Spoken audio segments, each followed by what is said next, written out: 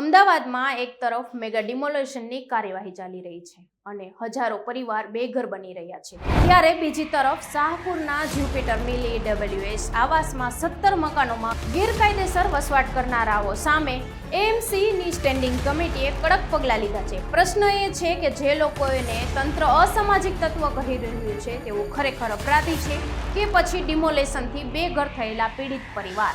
Standing કમિટીના chairman Kamlesh પટેલે જણાવ્યું કે રાજેશ પટેલની માહિતીના આધારે એસ્ટેટ વિભાગની ટીમે 17 મકાનોમાંથી લોકોને હટાવી ફરી સીલ કરી દીધા છે. આ લોકોએ સરકારી તાળા તોડીને કબજો જમાવ્યો હતો.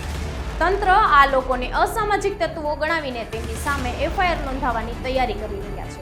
પરંતુ અહીં એક મોટો સવાલ છે.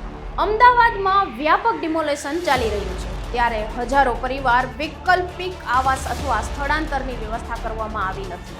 આવી સ્થિતિમાં 17 મકાનોમાં રહેવા આવેલા લોકો ખરેખર અસામાજિક તત્વો છે કે પછી આશરો શોધતા બેઘર પરિવાર? અગાઉના તપાસમાં જાણવા મળ્યું હતું કે શહેરના 5611 EWS આવાસોમાંથી 367માં મૂળ લાભાર્થીઓને બદલે ભાડુઆત રહેતા હતા. આ મામલે હજુ પણ વ્યાપક જપ્તીની કાર્યવાહી થઈ નથી. EWS આવાસ હકદારો માટે છે, એમાં કોઈ વિવાદ નથી, પરંતુ જ્યારે હજારો લોકો ડિમોલેશનના કારણે રસ્તા પર આવી ગયા હોય અને તંત્રને તેમને વાસ્તવિક આશરો ન આપે, ત્યારે આવી જ ઘટનાઓ બનતી હોય છે. તંત્રે આ મામલે માત્ર કાર્યવાહીની જ નહીં, પરંતુ બેઘર થયેલા પરિવારો માટે વૈકલ્પિક વ્યવસ્થા પણ કરવી જોઈએ.